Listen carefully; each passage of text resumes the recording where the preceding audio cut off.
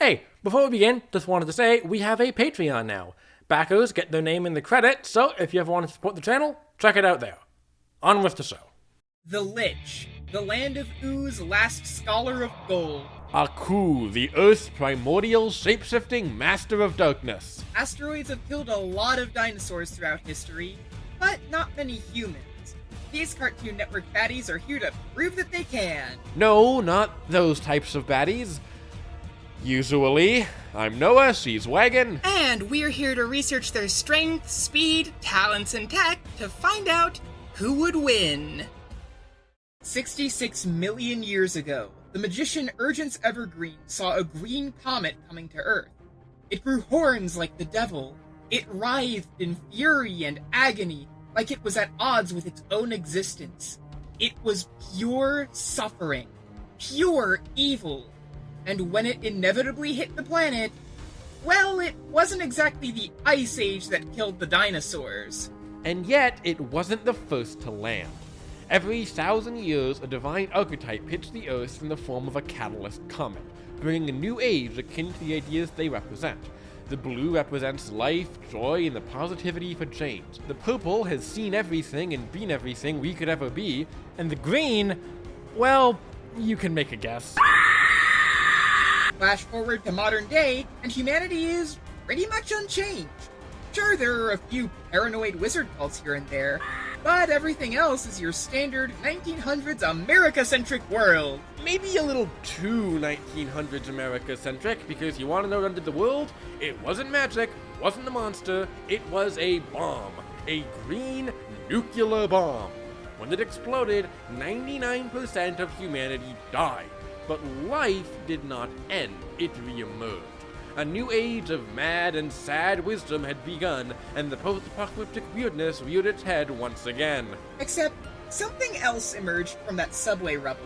As North America collapsed from the mutagenic waste, turning everyone into zombies, the energy of the bomb allowed it to possess a corpse nearby, awakening an unquenchable scourge upon the world. An undead monster simply known as the Lich. Everywhere you will die. What? The Lich has devoted himself towards making tribute to the ancient chaos god Gold. To that end, he decided that his tribute would be the extermination of all life in the universe, i.e. killing everyone and returning the universe to its original primordial soup. Yuck. Not an easy task to be sure. Thankfully, he came prepared. For starters, on top of not aging and regenerating limbs, the Lich isn't necessarily a single physical being anymore. Rather, he's more a spirit that possesses different host bodies through mental corruption. Suitable hosts can be anything. Humans, giants, even snails immune to his control.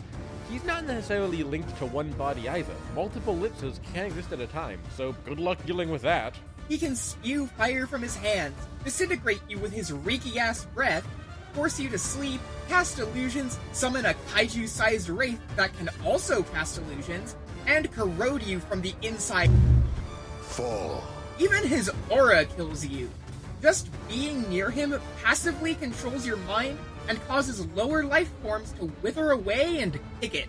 No exploiting weaknesses either, as he can perceive the past, present, and future all at the same time. You also just can't kill him. If even a single remnant of the Lich remains, he can reconstitute himself from a puddle and start the possession process all over again. He's even melted a crystal ceiling prison by corroding it with his essence. This was how he cheated death again and again and again. After being sealed in a magic-dampening sap by the great hero Billy, he was able to control a single snail in the area, bailing him out with a single crack. Haha, crack. Like Jack cracked a— Shh! Dude, shut up! You're jumping the gun! Anyways, this began a very, very long battle with his now new-gen nemesis, good old Finn the Human. Remember that blue comet we were talking about? Yeah, that's him. And that rivalry isn't going anywhere. He has the power to back it up, too. He's destroyed the Gauntlet of the Hero, survived the normally lethal portals to Gold, and even killed several Citadel Guardians who can defeat aliens that slice planets to pieces. Certainly enough to match Finn, who can react to objects on the way to Mars at 62 times faster than light. With this level of power, they battled again and again across history. Over the chasm of the Lich's nuclear well, with a possessed Princess Bubblegum, even swapping into their bodies. Removing all their skin. And yet, through all these schemes, all these points your normal Machiavellian would have taken a bow, he still wouldn't die. Every time he seemed to be gone for good, there was still another way to come back. Killing and wearing the corpse of his old enemy Billy to manipulate Finn, storing his consciousness inside his own body to escape erasure. There are so many instances where he should have just been done in, and yet he was still kicking. Even when he was literally wished out of existence to never be created, he still found a way to crawl his way back into reality. And it just gets so much worse. That alternate universe where he was never made? Originally, the mushroom bomb was frozen by Ice King to be frozen forever. Unfortunately, the universe always finds a way to make Finn and the Lich fight, and his madness accidentally shot an ice sword into the explosive. Of course, this released the Lich, who possessed that universe's Jake the Dog and turned it into that thing, which can turn into an oh my lord! Upon opening a portal to the multiverse in his evil fucked up sludge, Lich Jake's hand was sliced off, which sent a copy of the Lich into every single universe in the multiversal cluster. Thought he was hard to kill before? Yeah, good luck, jackass! Thanks, Finn. I couldn't have done it without you. That's certainly not his first venture with the multiverse either. The Lich also has a book called the Enchiridion. Beyond the pages of How to Kiss a Princess, this sweet baby can open portals to other dimensions, distort time, and even tap into the cosmic imagination, the infinite source of magic across the entire multiverse that can alter reality itself. If that sort of scale sounds out of place for these characters that can visually only blow up a continent, you'd be surprised how consistent this is. Darren can destroy people in all dimensions at once, Huntress Wizard can physically move universes with her magic connection, Jake can dodge the spark, which crossed the cosmos in days, and Finn, as early as Season 2, ran into a 4-dimensional black hole, sliced it from the inside, had it explode with him in it, and he came out unscathed. And yet, through all this power and trickery, there's one thing that can stop the Lich. What happens if there's no life to kill? Well, nothing. He goes dormant forever, because a life without purpose has no goal. Consider how cosmic forces like the Lich are reincarnations of their previous selves. He himself is part of the cycle of death and rebirth. He will always return to life.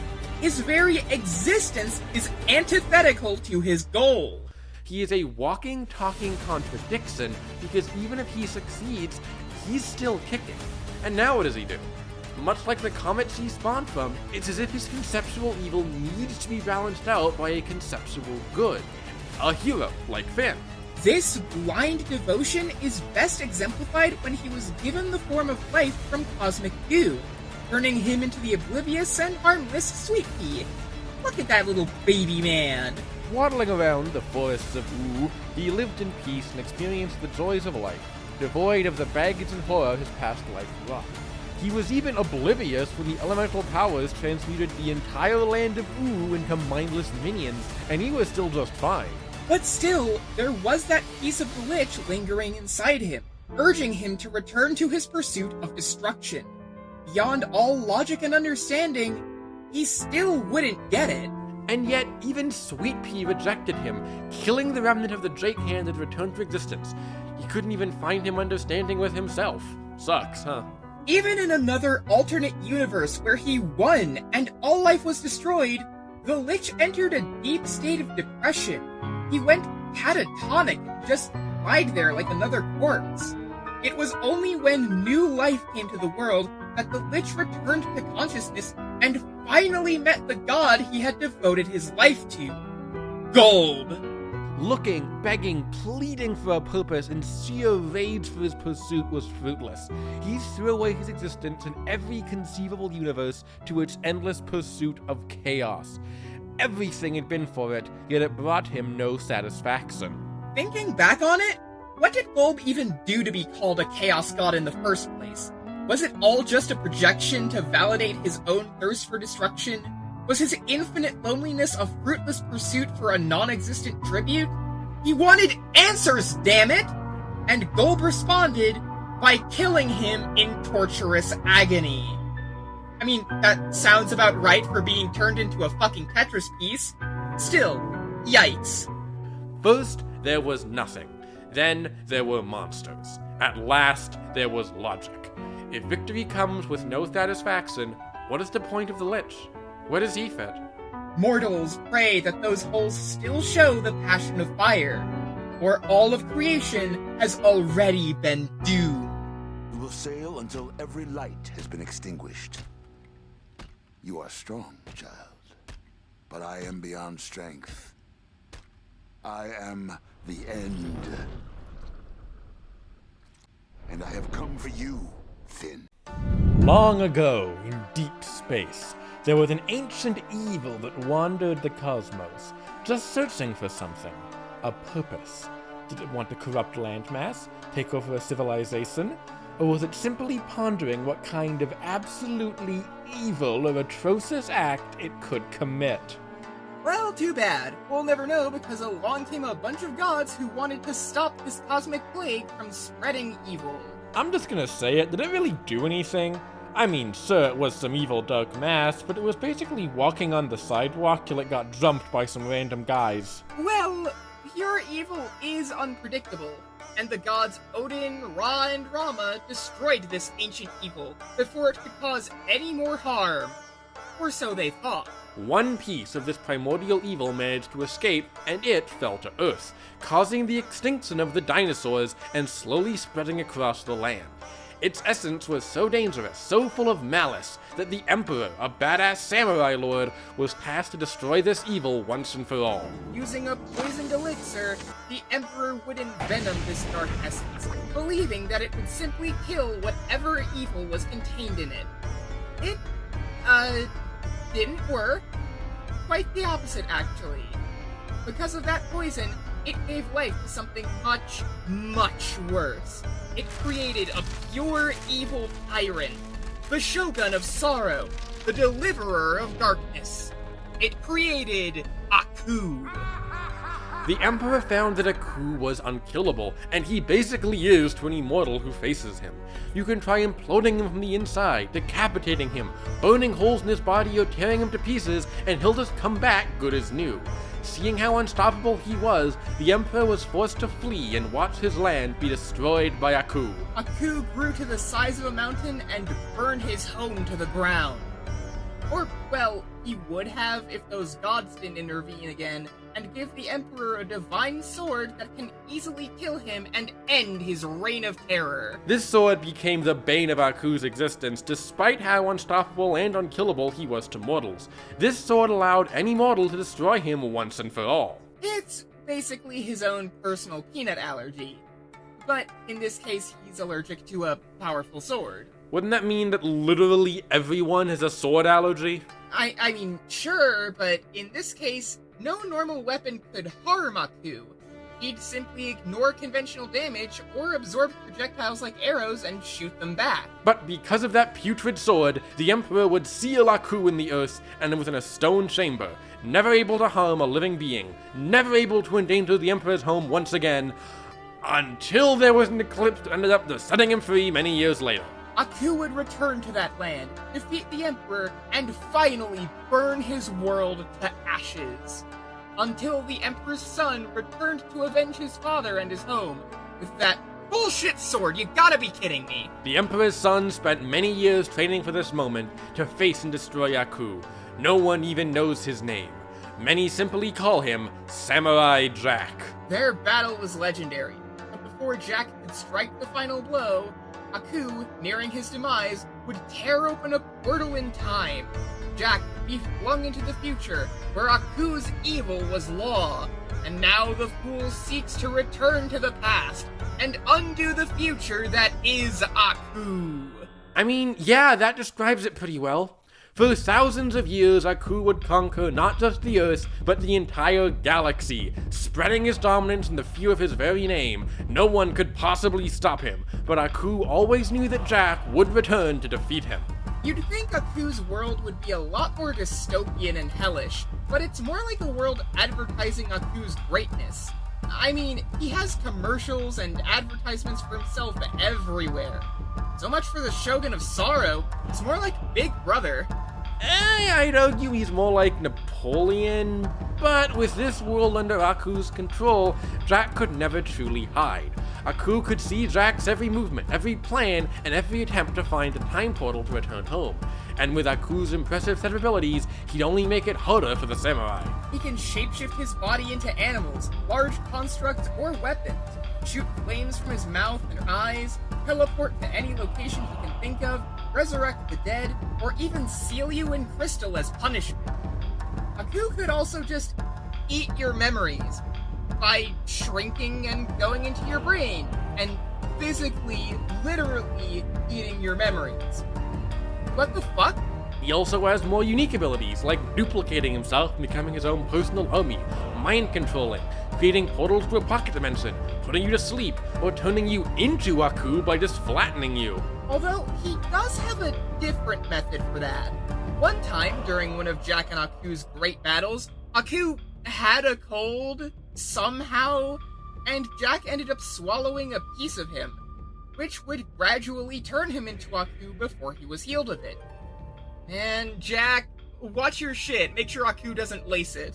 That's far from the weirdest thing to happen in their fights. Aku has fought Jack directly many times. Even when he depowered himself, he was still on par with the samurai in combat, although he did give himself a small power boost just to outclass Jack a bit. There was the time Aku pretended to be a hermit to trick Jack into fighting a living god, when he tricked Jack into being ambushed by zombies, and the time when he... Oh, hey, it's that gun you jumped, Noah. Yes, we foreshadowed it, so do it. Okay, so when Aku pretended to be a beautiful woman and made Jack fall in love with him and believed he had a chance to return home, only to reveal that it was him all along. He catfished Jack just so he could destroy a way back to his time. And that's not even the craziest part. The craziest part is that he does this again! For no reason! But regardless of Aku blocking escapades, Aku could still never truly beat Jack. Sure, he could sometimes fuck with his morale or prevent him from going home, but no matter what he did, Jack just wouldn't die or give up. I mean, that part's not hard to believe.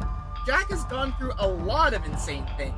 He can block lasers, dodge rockets, react to literal beams of sunlight, and has once survived re-entering the planet's atmosphere and landing on solid ground. The fall and impact that Jack survived was over 4 tons of TNT. No normal guy should survive that. And it's not like Aku was a slacker either. He once traveled 8 million times faster than light to arrive at a distant planet outside of the solar system. He became vastly larger than mountains, could burn entire villages, and is powerful enough to break through mountains. One time when Aku destroyed a time portal, he left a very deep crater, and the power needed to vaporize that is 83 megatons of TNT. And it's no surprise that Aku is far more powerful than Jack. But as long as Jack had that pesky sword, Aku couldn't really do anything. Heck, most of the time, Aku would send henchmen or bounty hunters or straight up armies to kill Jack. Yet none of them succeeded. Jack always came out on top, and that drove Aku mad. You see, Aku has a special kind of hatred and seething for Jack. It wasn't because of cosmic balance or pettiness, or even because of his pure evil nature. It was because of pure, childish ego. Imagine having a perfect world in your image, everything you ever wanted, and some guy shows up and just takes the fun out of it the longer he's there. Not being able to get rid of Jack wasn't the only thing to drive him cuckoo. It was his influence, his popularity. Now everyone wants to talk about the super cool samurai that opposes Aku. Everyone loves Samurai Jack. Even the children want to be him. Aku was so jealous of his image, he tried even telling made-up fairy tales to every child in the city just to make Jack look like the bad guy. Jack's heroics, his actions spreading hope across the world, and becoming a figure just as big as Aku himself, made a world he literally controlled become uncontrollable. However, things would change. As Aku destroyed the final time portal in the galaxy, it finally made Jack give up and lose all hope. And when he lost his sword, he became a shell of who he was. You'd think this would all please Aku, but the cards ended up being reversed back to him. Jack no longer had a reason to fight Aku, and he couldn't regardless. So Aku was essentially stuck in an endless stalemate, and it was incredibly boring. But wait, if Jack lost the sword, why couldn't Aku just teleport to Jack, vaporize him, then celebrate with vodka and some extra sick pepperoni pizza? Well, he didn't actually know that Jack lost the sword. He just assumed Jack decided to never use it. I guess that's on brand. Aku is very ignorant to the blatant disadvantages he has. Like when he had the perfect chance to destroy the sword and kill Jack, then for some reason decided to just stab him with his own sword, because of cruel irony, I guess, only for him to forget that it can only be used for good, not evil. But I guess not noticing your enemy doesn't have a sword for 50 years is a lot worse. Regardless, this left Aku in a state of constant unease. He couldn't kill Jack because he had that sword.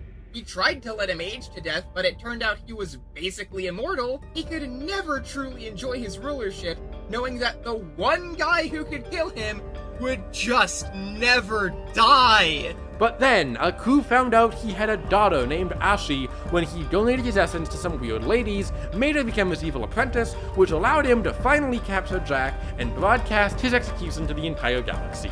Yes, it is this abrupt in the show as well. Aku finally had the chance to kill Jack once and for all, and end the one samurai who could ever beat him. But unfortunately, through the power of galaxy-wide friendship and a Scottish army led by the best character on the show, and the power of Jack and Ashi's love, they finally resisted Aku's dominion, and with Ashi having the same abilities as him, she'd create her own time portal, bringing herself and Jack back to the past.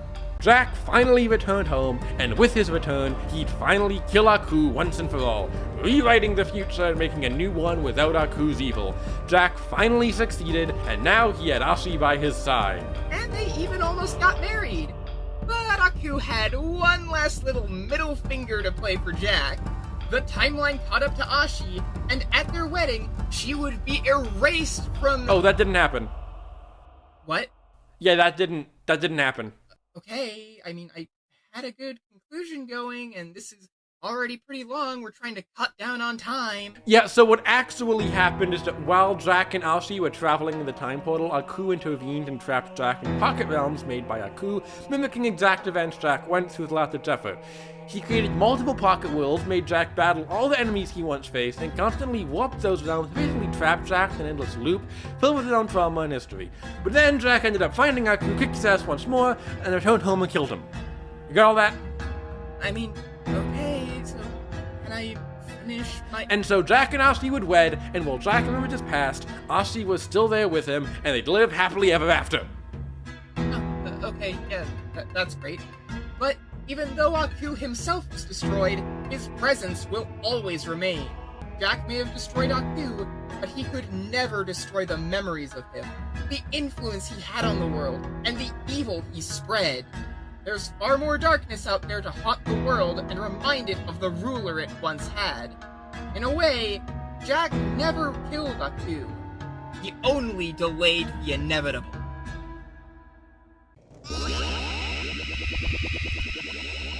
What trickery is this? Aku! Do not worry, samurai. You will see me again. But next time, you will not be so fortunate. Okay, the fighters are ready. The numbers are crunched, and it's time to run this. Let's get ready for a deathmatch.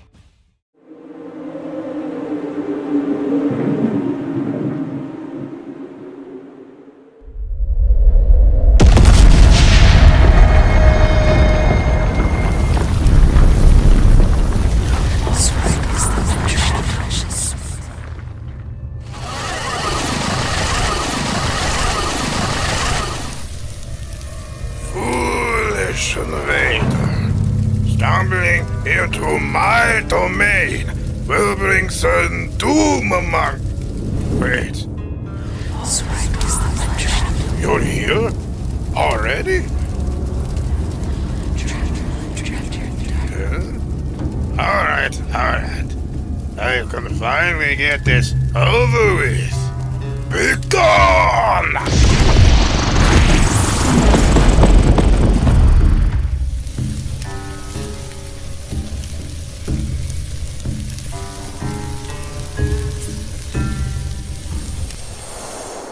Return.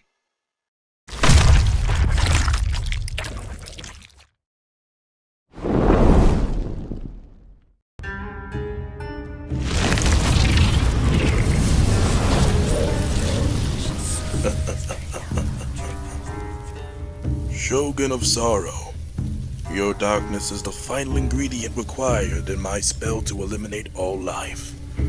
You will see the decay of billions as world returns to its rightful eternal state. With your essence, I can destroy all life on Earth, then destroy what remains, from planet to planet, galaxy to galaxy, till nothing remains. Hear me, demon. Give me your power, and the light of creation will be snuffed by chaos. So, you want me to destroy everything that exists in my domain, including my world and all I command? All life will cease. And the many years I spent enslaving and ruling over countless pathetic creatures Have been a waste of time. and my favorite TV show? Yes. Well, that is a hard decision, but I say no!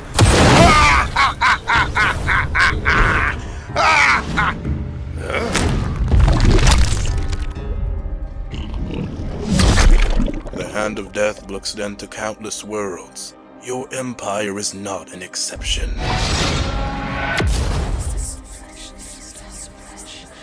Well, at least the samurais did. Huh? What the?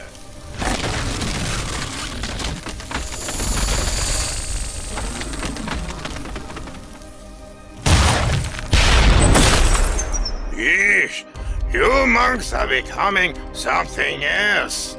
Your insolence will be repaid with utter annihilation!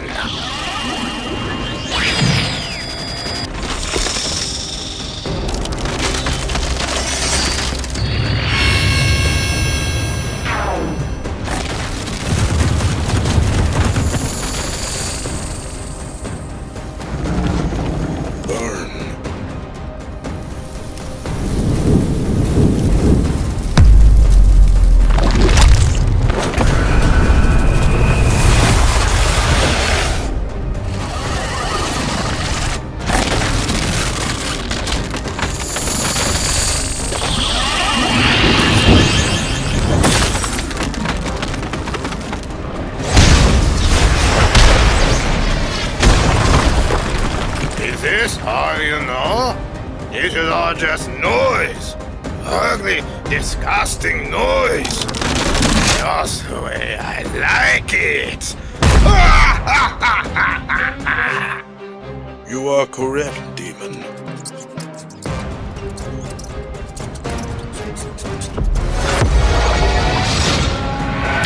All but child's play.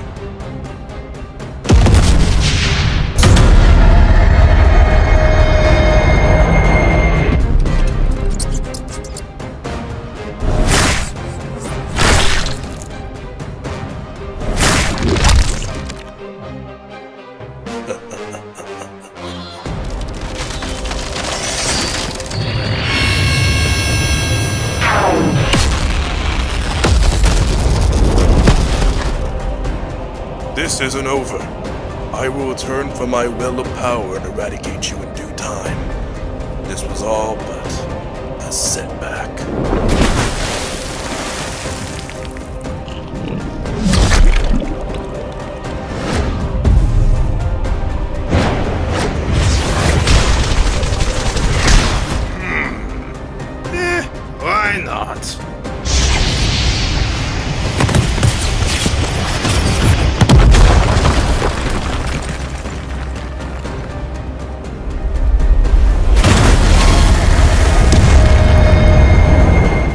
flaming skeleton decides to swap skeleton for more flaming, well, I don't mind.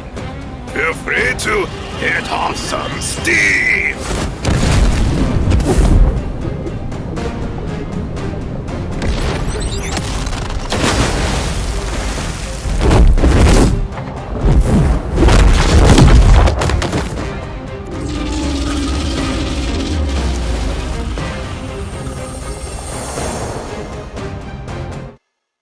Fall. Deliverer of darkness, you have seen the rise and fall of countless civilizations, and yet you do not see the inevitability of your end. You are nothing but a shadow to expedite my quest, nothing but a preview to the world that was robbed from existence. And that I will revert. You are nothing. You're right. How could I forget? You're right! Fool! I am Aku, the unspeakable evil of this world. Your refusal to submit will grant you death 1,000,000-fold!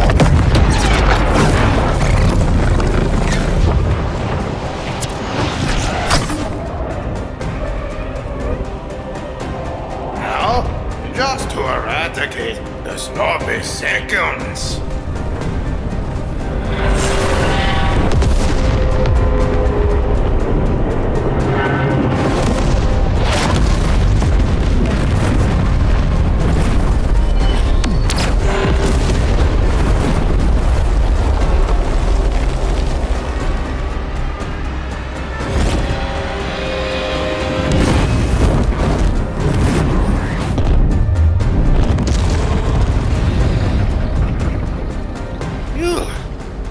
Finally done. Now I can just reach total global annihilation.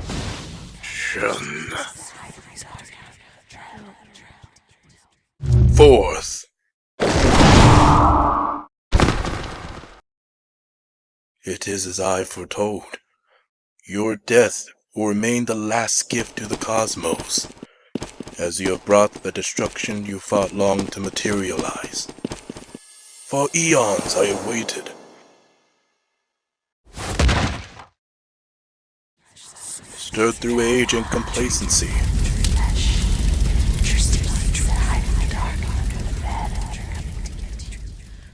But at last, the ceaseless wheel's go has been complete.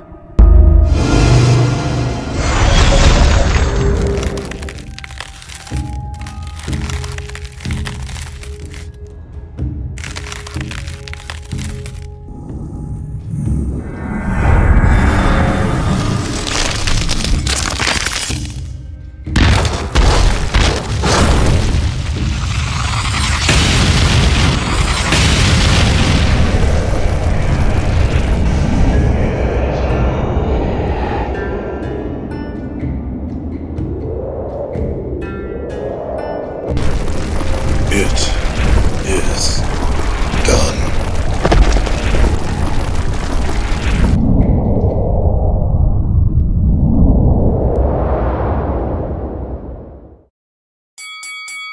Well, looks like the Catalyst Comet really was the deadlier of the two.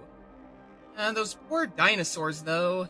So this fight was interesting to say the least. Both of these ancient evils have a lot of powers that make many tremble in fear, but only one of them has powers that would actually work on the other.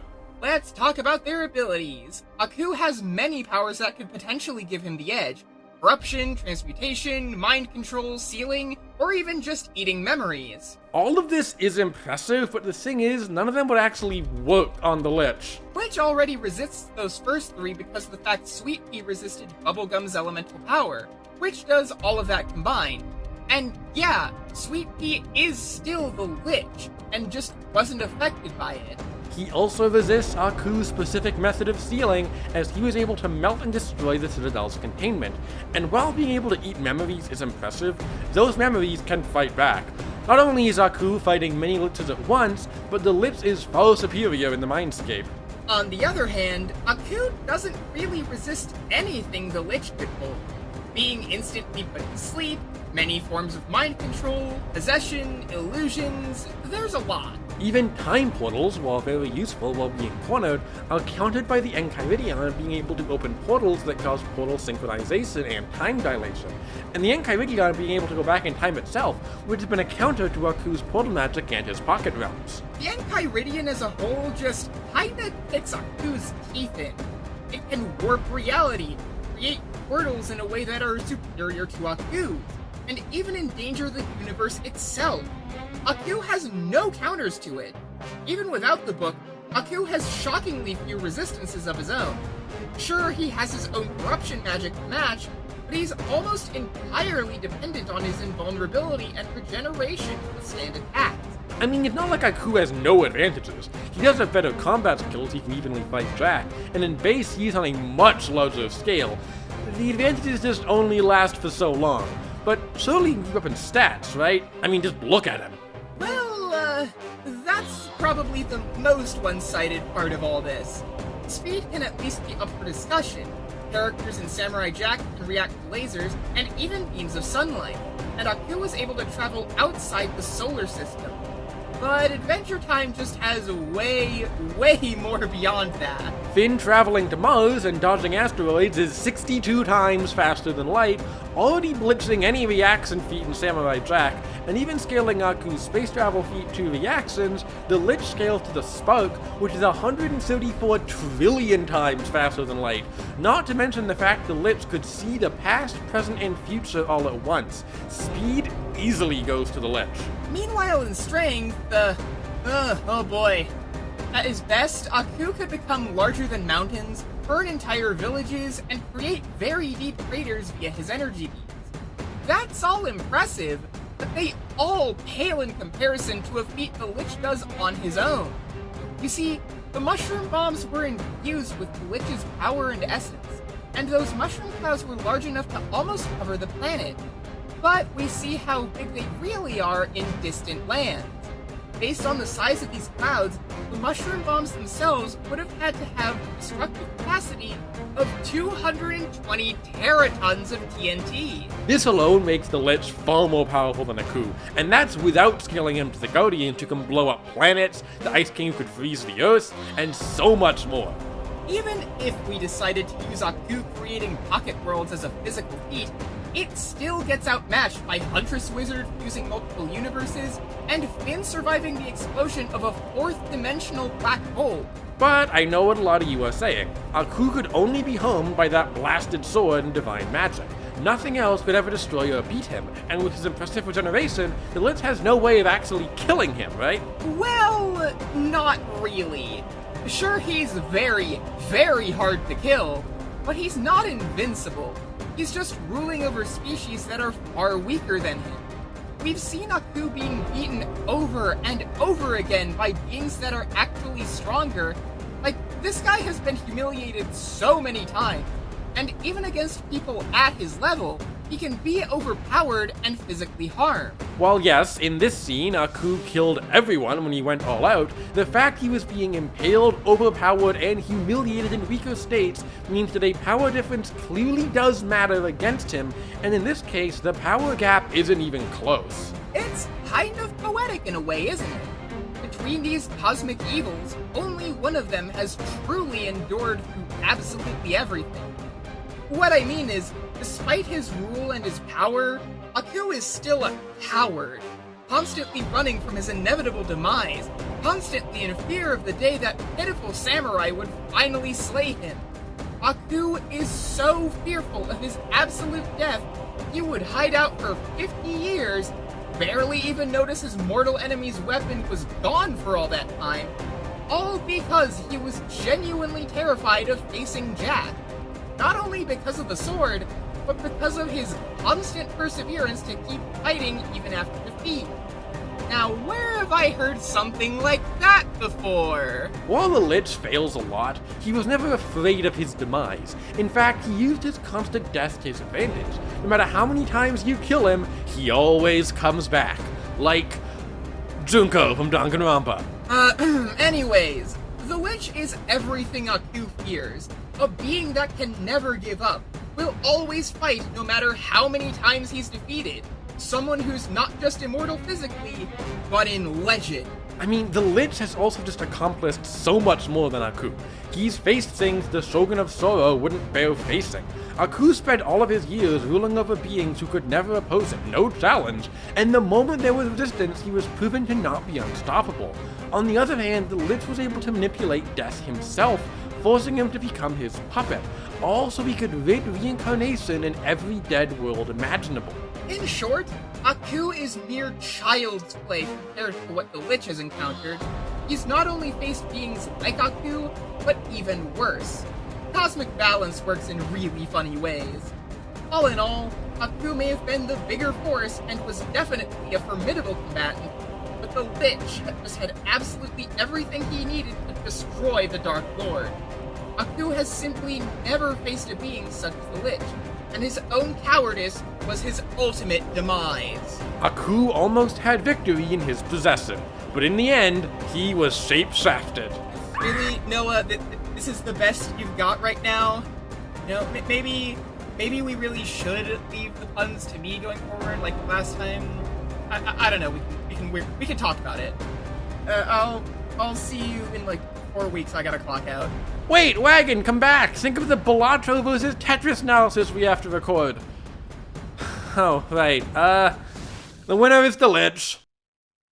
This show would not be possible without viewers like you, and I give a special shout out to our current $25 tier backer, Dephony O.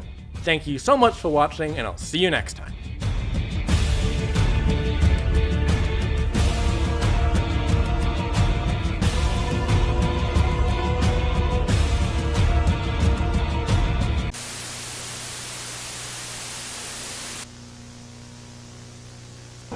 We all do what we need to get through. It's nothing. But I ain't done a fucking thing to you. So God forbid I'm seen just as an average human being. I mean, imagine if antagonists lacked any evil scheme.